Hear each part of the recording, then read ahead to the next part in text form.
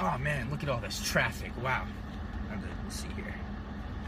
Hey guys, yeah, is there any way I can come and pick you guys up? There's just too much traffic today, and I'm really late to the truck meet, you know? I have to be there at 6, and that's when the vape contest starts, so, yeah. Okay, yeah, I'll go now. All right, cool. Yeah. Oh, I see you over there. It's so convenient how when I was talking to you on the phone, you're just automatically on the side of the road over there. Yeah, I see you.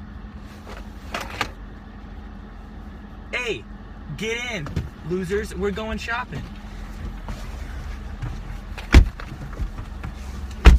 Welcome, Mr.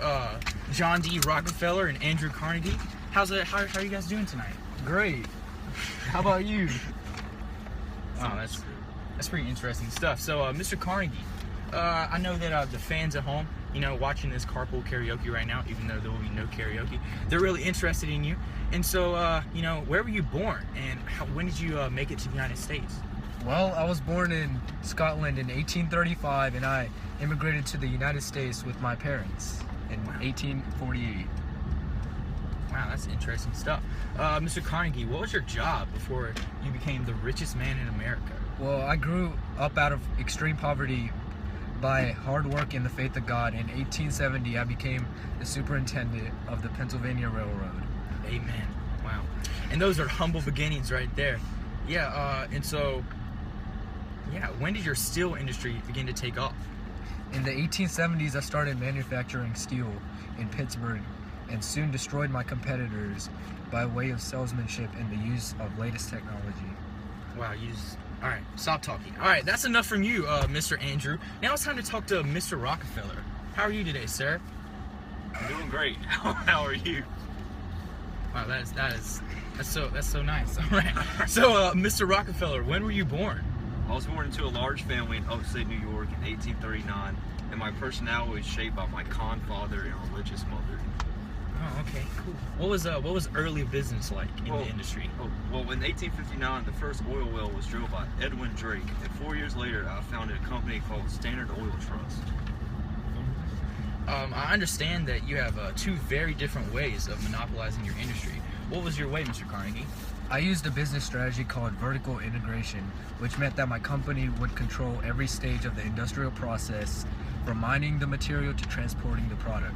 And what about you, Mr. Carnegie? I mean, Mr. Rockefeller, I'm sorry, you already talked, I apologize. I used a strategy called horizontal integration, in which my former competitors were all brought under a single corporate umbrella.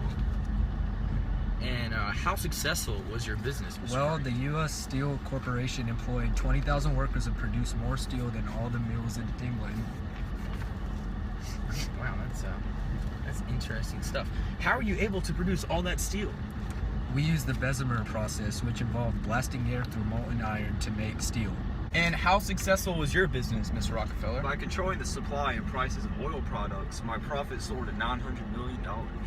And what happened to your business, Mr. Carnegie? I sold it to J.P. Morgan in 1900 for more than $400 million, and it became known as United States Steel. Wow. I understand that both of you believed in the idea of gospel of wealth, which found religion more convincing than social Darwinism by justifying wealth. Yes, I argued that the wealth had a God-given responsibility to carry out the projects of civil philanthropy for the benefit of society. And what is your response, Mr. Rockefeller? God gave me my riches. Amen. I can't believe that I was able to ride around with two of the leaders of the Second Industrial Revolution. Because of you two, America became a leading industrial power. And I think that's all the time we have today, you know, riding around with two very, very influential people. So thanks for coming along the ride, and remember to smash that like button, comment down below, and we'll see you next time. Put your seatbelt on!